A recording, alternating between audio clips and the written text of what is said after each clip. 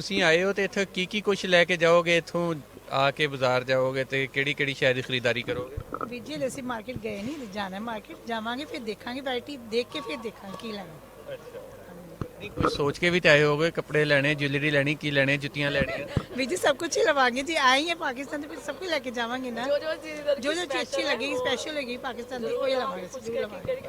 ठीक है ਨਹੀਂ ਤੇ ਕਿਸੇ ਨੇ ਕੋਈ ਫਰਮਾਇਸ਼ ਵੀ ਕੀਤੀ ਹੋਈ ਤੁਹਾਨੂੰ ਕਿ ਇਹ ਲੈ ਕੇ ਆਈਓ? हाँ जी ਸਾਨੂੰ ਤਾਂ ਸਪੈਸ਼ਲ ਉਹਨਾਂ ਨੇ ਕਿਹਾ ਕਿ ਇਧਰ ਦਾ ਜੋ ਲਖਨਵੀ ਸੂਟ ਹੈ एम्ब्रॉयडर्ड दुपट्टे और खास करके पंजाबी जुत्ती और एक कुछ खाने में कुछ बोला है इधर के कुछ है स्पेशल ड्राई फ्रूट है और मसाले वगैरह कुछ मैं देखेंगे सब चीज़ जो अच्छा लगा बस। पहले तो हम तो गुरु नानक देव जी की खुशियाँ ले रहे हैं उनके बस दरबार में है बस बाबा जी दी खुशियाँ पहले लईए उन्हों का आशीर्वाद लईए उस तो बाद फिर मार्केट का चक्कर देखेंगे कि की ले ਤੇ ਤੁਹਾਨੂੰ ਕੀ ਫਰਮਾਇਸ਼ ਹੋਈ ਹੈ ਉੱਥੋਂ ਕੀ ਲੈ ਕੇ ਆਉਣਾ ਨਿਆਣਿਆਂ ਲਈ ਕਿ ਬਾਕੀ ਦੂਜਿਆਂ ਲਈ?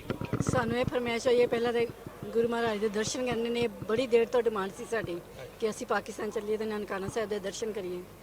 ਬਾਕੀ ਵਾਹਿਗੁਰੂ ਨੇ ਸਾਡੀ ਮਨਸ਼ਾ ਪੂਰੀ ਕੀਤੀ ਹੈ, ਵਾਹਿਗੁਰੂ ਸਭ ਦੀਆਂ ਪੂਰੀਆਂ ਕਰੇ।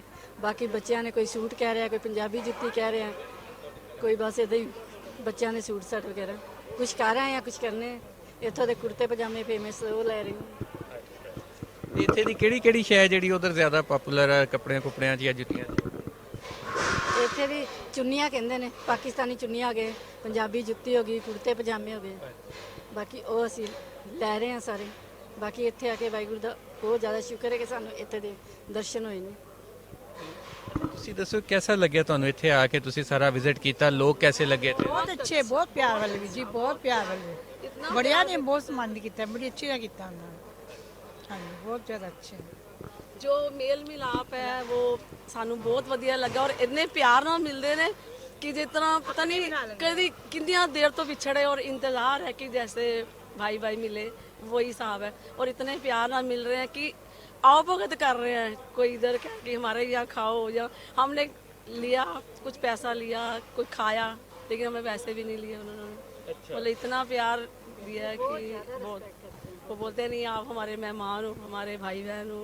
हमने मतलब अच्छा बहुत अच्छा लगा, जो हमने एक्सपेक्ट किया था उससे कई गुना ज़्यादा हमें वाहिगुरू दी बस मेहर है कि परमात्मा ने मेहर की है और ये खुशियाँ ये दिन दिता है कि ये खुले दर्शनदारे बख्शिश किते सच्चे पातशाह का बस शुक्र है। बस इसी तरह प्यार बनया रहे, बस यही दुआ ਮੇਰ ਕਰੇ ਸੱਚੇ ਪਾਤਸ਼ਾਹ। ਅੱਛਾ ਇਧਰੋਂ ਤੇ ਅਸੀਂ ਸੁਣ ਲਿਆ ਕਿ ਕੀ ਇਹਨਾਂ ਨੇ ਲੈ ਕੇ ਜਾਣਾ, ਹੁਣ ਇੰਨਾ ਕੁਝ ਉਹਨਾਂ ਨੇ ਦੱਸਤਾ 8-8 10-10 ਸੂਟ ਵੀ 5-5 7-7 ਜੁੱਤੀਆਂ ਵੀ, ਤੇ ਇੰਨਾ ਕੁਝ ਤੁਸੀਂ ਲੈਣ ਦੀ ਇਜਾਜ਼ਤ ਦੇ ਦਿਓ? ਜ਼ਰੂਰ, ਅਸੀਂ ਤੇ ਇਹਨਾਂ ਨੂੰ ਕਦੀ ਮਨਾ ਨਹੀਂ ਕੀਤਾ ਜੀ, ਜੋ ਮਰਜ਼ੀ ਲੈ ਜਾਣ। ਨਿਸ਼ਾਨੀਆਂ ਹੀ ਨਹੀਂ ਜੀ, ਉੱਥੇ ਜਾ ਕੇ ਸਾਰਿਆਂ ਨੂੰ ਵੰਡਣੀਆਂ ਹੁੰਦੀਆਂ, ਆਪਣੇ ਭੈਣ ਭਰਾਵਾਂ ਨੂੰ, ਆਪਣੇ ਰਿਸ਼ਤੇਦਾਰਾਂ ਨੂੰ, ਆਪਣੇ ਬੱਚਿਆਂ ਨੂੰ ਕੋਈ ਨਾ ਕੋਈ ਚੀਜ਼ ਉਹਨਾਂ ਵਾਸਤੇ ਕਿੱਥੋਂ ਦਾ ਗਿਫਟ ਲੈ ਕੇ ਜਾਣਾ ਇਹ ਜ਼ਰੂਰੀ ਸਮਝਦੇ ਅਸੀਂ। ਮਨਾ ਨਹੀਂ ਕੀਤਾ ਕਿ ਡਰਦੇ ਹੋਏ ਮਨਾ ਕਰਨ ਦੀ ਹਿੰਮਤ ਨਹੀਂ ਹੋਈ ਕਦੀ? ਐਦਾਂ ਦੀ ਤੇ ਕੋਈ ਗੱਲ ਨਹੀਂ। ਬਾਕੀ ਇਹ ਹੈ ਜੇ ਇੱਥੇ 100 ਖਰੀਦੇ ਸਾਡੇ ਤੇ 50 ਹੀ ਲੱਗਦੇ ਨੇ। ਇਹ 100 ਖਰੀਦੀਆਂ ਵੀ ਉਹਦੇ 1000 ਖਰਚਦੀਆਂ ਨੇ, ਖਰਾ ਹੋ ਰਿਹਾ 2-400 ਤੇ ਭਟੂਰੀ ਡਲ ਰਹੀ ਹੈ, ਕਹਿੰਦੀ ਹੈ ਉਹ 1000 ਦੀ ਚੀਜ਼ ਲੈਂਦੀ ਹੈ ਨਾ, ਉਹ ਕਹਿੰਦਾ ਮਹਿੰਗੀ ਹੈ 500 ਦੀ ਆ ਤੇ ਆਂਦੀ ਹੈ ਤਾਂ 500 ਦਾ ਸਵਾਈ ਵੀ ਗਈ। ਅਸੀਂ ਚੁੱਪ ਕਰ ਜੀਦਾ, ਕੀ ਕਰੀਏ?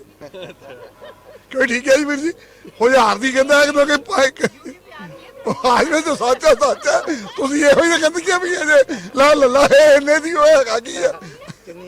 ਉਹ ਤੋਂ ਜੈਕਟ ਦੇਖੀ 800 ਰੁਪਏ ਮੰਗਣ ਡਿਆ, ਰੀਅਲੀ ਫੈਕਟ ਕਿ 400 ਰੁਪਏ ਉਹਦੀ ਕੀਮਤ ਰਹਿ ਗਈ ਇੰਡੀਅਨ, ਰਾਈਟ? 400 ਰੁਪਏ ਸਵਾਈ ਨਹੀਂ ਲੈਂਦਾ, ਅਸੀਂ ਪੈਂਡੀ ਕੀ ਸਵਾਈ ਹੈ 600 ਦਾ। ਭਾਜੀ ਕੁੜਤਾ ਵੀ ਸਵਾ ਕੇ ਲਿਆਏ ਪਰਸੋਂ, 850 ਰੁਪਏ ਦੀ ਸਵਾਈ ਹੈ ਜਿੰਨਾ ਟੇਲਰ ਕੋਲੋਂ ਅਸੀਂ ਸਵਾਉਂਦੇ ਹਾਂ। ਸੋ ਇਹ ਖਰੀਏ ਤੇ 500 ਸਾਡੇ ਕੋਲੋਂ ਰਹਿ ਰਹੀਆਂ 5-5 ਹਜ਼ਾਰ ਦਾ ਸੂਟ ਦੀਆਂ ਦੁਕਾਨਾਂ ਦਾ ਜੀ ਸਾਡੇ।